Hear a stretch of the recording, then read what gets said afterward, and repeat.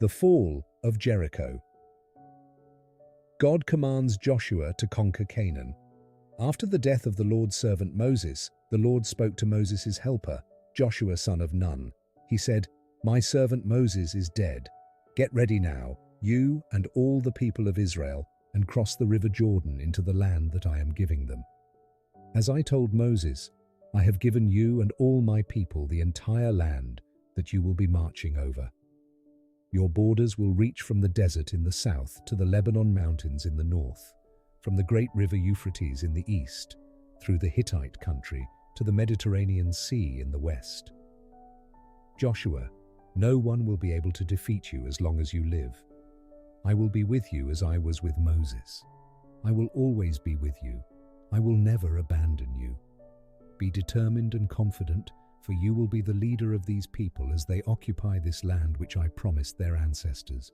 Just be determined, be confident, and make sure that you obey the whole law that my servant Moses gave you. Do not neglect any part of it, and you will succeed wherever you go. Be sure that the book of the law is always read in your worship. Study it day and night, and make sure that you obey everything written in it. Then you will be prosperous and successful. Remember that I have commanded you to be determined and confident. Don't be afraid or discouraged, for I, the Lord your God, am with you wherever you go." Joshua gives orders to the people. Then Joshua ordered the leaders to 11 go through the camp and say to the people, "Get some food ready, because in 3 days you are going to cross the river Jordan to occupy the land that the Lord your God is giving you." Joshua said to the tribes of Reuben and Gad and to half the tribe of Manasseh, "Remember how Moses, the Lord's servant, told you that the Lord your God would give you this land on the east side of the Jordan as your home. Your wives, your children, and your livestock will stay here, but your soldiers, armed for battle, will cross over ahead of their fellow Israelites in order to help them until they have occupied the land west of the Jordan that the Lord your God has given them. When he has given safety to all the tribes of Israel, then you may come back and settle here in your own land east of the Jordan, which Moses, the Lord's servant, gave to you." They answered Joshua, "We will do everything you have told us and will go wherever you send us. We will obey you, just as we always obeyed Moses, and may the Lord your God be with you as he was with Moses. Whoever questions your authority or disobeys any of your orders will be put to death. Be determined and confident." Joshua sends spies into Jericho. Then Joshua sent 2 spies from the camp at Acacia with orders to go and secretly explore the land of Canaan, especially the city of Jericho. When they came to the city, they went to spend the night in the house of a prostitute named Rahab. The king of Jericho heard that some Israelites had come that night to spy out the country, so he sent word to Rahab, "The men in your house have come to spy out the whole country. Bring them out." "Some men did come to my house," she answered, "but I don't know where they were from. They left at sunset before the city gate was closed. I didn't find out where they were going, but if you start after them quickly, you can catch them." Now Rahab had taken the 2 spies up on the roof and hidden them under some stalks of flax that she had put there. The king's men left the city, and then the gate was shut. They went looking for the Israelite spies as far as the place where the road crosses the Jordan. Before the spies settled down for the night, Rahab went up on the roof and said to them, "I know that the Lord has given you this land. Everyone in the country is terrified of you. We have heard how the Lord dried up the Red Sea in front of you when you were leaving Egypt. We have also heard how you killed Sihon and Og, the 2 Amorite kings east of the Jordan. We were afraid as soon as we heard about it. We have all lost our courage because of you. The Lord your God is God in heaven above and here on earth. Now swear by him that you will treat my family as kindly as I have treated you, and give me some sign that I can trust you. Promise me that you will save my father and mother, my brothers and sisters, and all their families. Don't let us be killed." The men said to her, "May God take our lives if we don't do as we say. If you do not tell anyone what we have been doing, we promise you that when the Lord gives us this land, we will treat you well." Rahab lived in a house built into the city wall, so she let the men down from the window by a rope. "Go into the hill country," she said, "or the king's men will find you. Hide there for 3 days until they come back. After that you can go on your way." The men said to her, "We will keep the promise that you have made us give. This is what you must do. When we invade your land, tie this red cord to the window you let us down from. Get your father and mother, your brothers, and all your father's family together in your house. If anyone goes out of the house, his death will be his own fault, and we will not be responsible. But if anyone in the house with you is harmed, then we will be responsible. However, if you tell anyone what we have been doing, then we will not have to keep our promise which you have made us give you." She agreed and sent them away. When they had gone, she tied the red cord to the window. The spies went into the hills and hid. The king's men looked for them all over the countryside for 3 days, but they did not find them, so they returned to Jericho. Then the 2 spies came down from the hills, crossed the river, and went back to Joshua. They told him everything that had happened and then said, "We are sure that the Lord has given us the whole country. All the people there are terrified of us." The people of Israel crossed the Jordan. The next morning Joshua and all the people of Israel got up early, left the camp at Acacia, and went to the Jordan, where they camped while waiting to cross it. 3 days later the leaders went through the camp and said to the people, "When you see the priests carrying the covenant box of the Lord your God, break camp and follow them. You have never been here before, so they will show you the way to go. But do not get near the covenant box, stay about 1 kilometer behind it." Joshua said to the people, "Purify yourselves, because tomorrow the Lord will perform miracles among you." Then he told the priests to take the covenant box and go with it ahead of the people.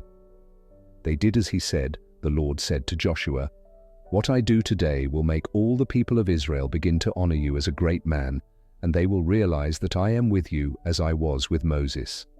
Tell the priests carrying the covenant box that when they reach the river, they must wade in and stand near the bank."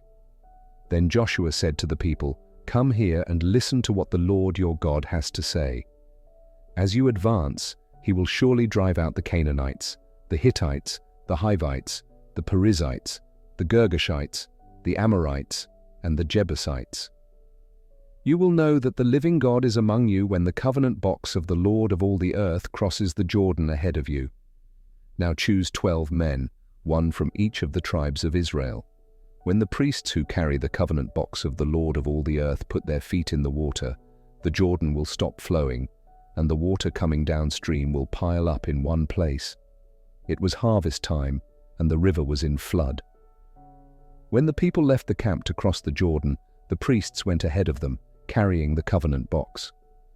As soon as the priests stepped into the river, 16, the water stopped flowing and piled up, far upstream at Adam, the city beside Zarethan. The flow downstream to the Dead Sea was completely cut off, and the people were able to cross over near Jericho. While the people walked across on dry ground, the priests carrying the Lord's covenant box stood on dry ground in the middle of the Jordan until all the people had crossed over. Memorial stones are set up. When the whole nation had crossed the Jordan, the Lord said to Joshua, "Choose 12 men, 1 from each tribe, 3, and command them to take 12 stones out of the middle of the Jordan, from the very place where the priests were standing. Tell them to carry these stones with them and to put them down where you camp tonight." Then Joshua called the 12 men he had chosen and said, "Go into the Jordan ahead of the covenant box of the Lord your God. Each one of you take a stone on your shoulder, 1 for each of the tribes of Israel. These stones will remind the people of what the Lord has done. In the future, when your children ask what these stones mean to you, you will tell them that the water of the Jordan stopped flowing when the Lord's covenant box crossed the river. These stones will always remind the people of Israel of what happened here." Israel considered Joshua a great man. They honored him all his life, just as they had honored Moses. Then the Lord told Joshua to command the priests carrying the covenant box to come up out of the Jordan. Joshua did so, and when the priests reached the riverbank, the river began flowing once more and flooded its banks again. 19. The people crossed the Jordan on the 10th day of the first month and made camp at Gilgal, east of Jericho. There, Joshua set up the 12 stones taken from the Jordan.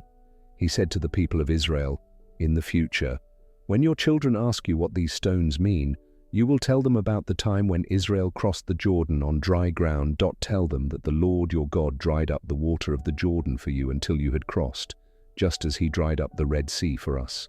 Because of this, everyone on earth will know how great the Lord's power is, and you will honor the Lord your God forever." Joshua and the man with a sword. While Joshua was near Jericho, he suddenly saw a man standing in front of him, holding a sword. Joshua went up to him and asked, "Are you one of our soldiers or an enemy?" 14. "Neither," the man answered. "I am here as the commander of the Lord's army." Joshua threw himself on the ground in worship and said, "I am your servant, sir. What do you want me to do?" And the commander of the Lord's army told him, "Take your sandals off. You are standing on holy ground." And Joshua did as he was told. The gates of Jericho were kept shut and guarded to keep the Israelites out. No one could enter or leave the city. The Lord said to Joshua, "I am putting into your hands Jericho, with its king and all its brave soldiers. You and your soldiers are to march round the city once a day for 6 days. 7 priests, each carrying a trumpet, are to go in front of the covenant box. On the 7th day, you and your soldiers are to march round the city 7 times, while the priests blow the trumpets. Then they are to sound one long note. As soon as you hear it, all the people are to give a loud shout, and the city walls will collapse. Then the whole army will go straight into the city." Joshua called the priests and said to them, "Take the covenant box, and 7 of you go in front of it carrying trumpets." Then he ordered the people to start marching round the city with an advance guard going on ahead of the Lord's covenant box. So, just as Joshua had ordered, an advance guard started out ahead of the priests who were blowing trumpets. Behind these came the priests who were carrying the covenant box, followed by a rear guard. All this time the trumpets were sounding, but Joshua had ordered the people not to shout, not to say a word until he gave the order. 11. So he told this group of men to take the Lord's covenant box round the city once. Then they came back to camp and spent the night there. Joshua got up early the next morning, and for the second time the priests and soldiers marched round the city in the same order as the day before. First, the advance guard. Next, the 7 priests blowing the 7 trumpets. Then, the priests carrying the Lord's covenant box. And finally, the rear guard. All this time, the trumpets were sounding. 14. On this second day they again marched round the city once and then returned to camp. They did this for 6 days. On the 7th day they got up at daybreak and marched 7 times round the city in the same way. This was the only day that they marched round it 7 times. The 7th time round, when the priests were about to sound the trumpets, Joshua ordered the people to shout, and he said, "The Lord has given you the city. The city and everything in it must be totally destroyed as an offering to the Lord. Only the prostitute Rahab and her household will be spared, because she hid our spies." 18. But you are not to take anything that is to be destroyed. If you do, you will bring trouble and destruction on the Israelite camp. Everything made of silver, gold, bronze, or iron is set apart for the Lord. It is to be put in the Lord's treasury. So the priests blew the trumpets. As soon as the people heard it, they gave a loud shout, and the walls collapsed. Then all the army went straight up the hill into the city and captured it. With their swords they killed everyone in the city, men and women, young and old. They also killed the cattle, sheep, and donkeys.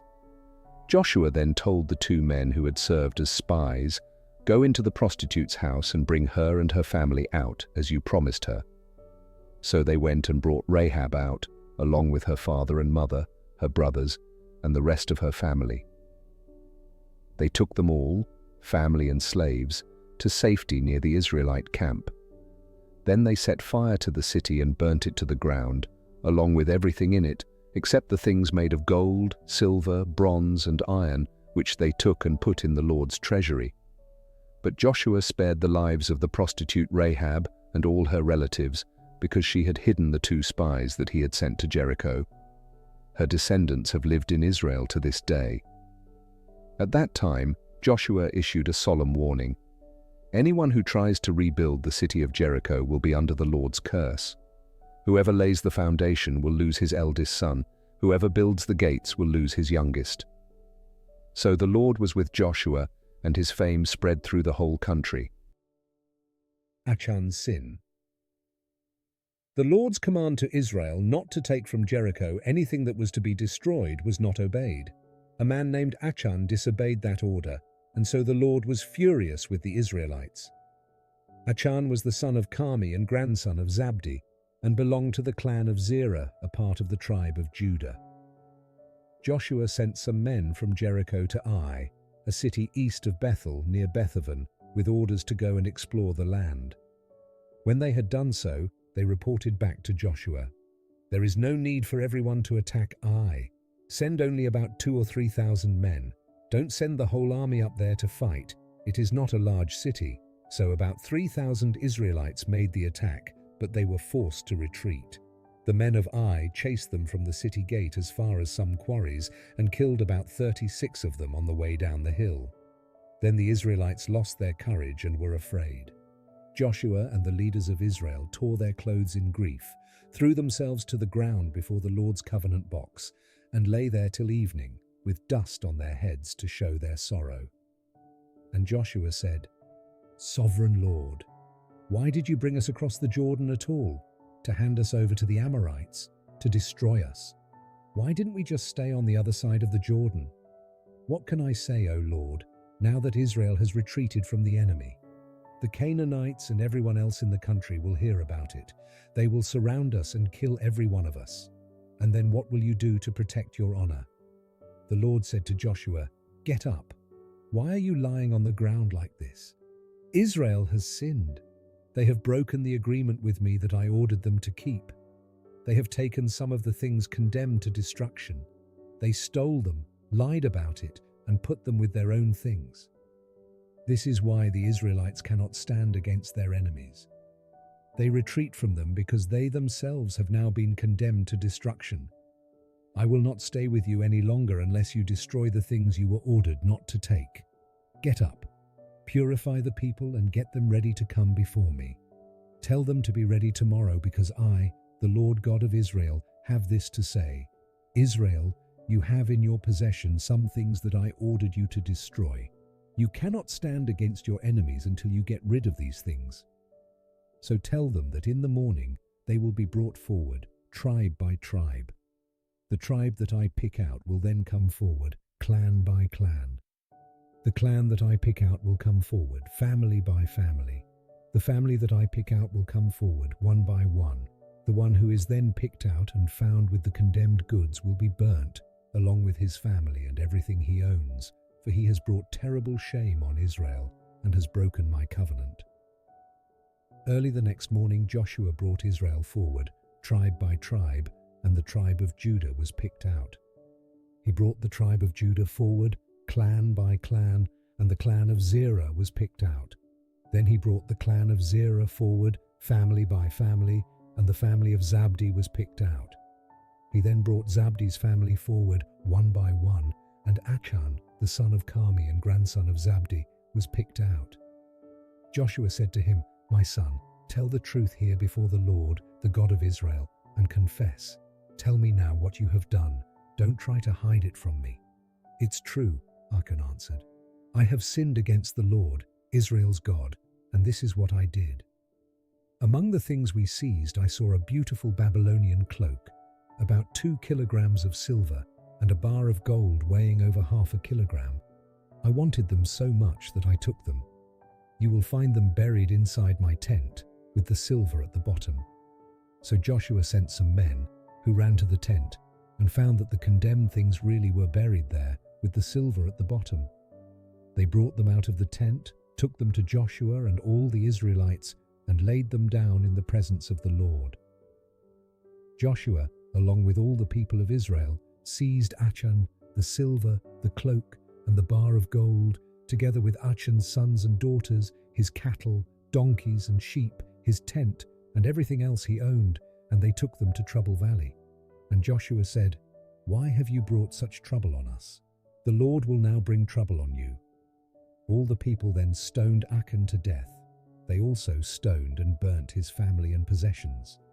They put a huge pile of stones over him, which is there to this day. That is why that place is still called Trouble Valley. Then the Lord was no longer furious.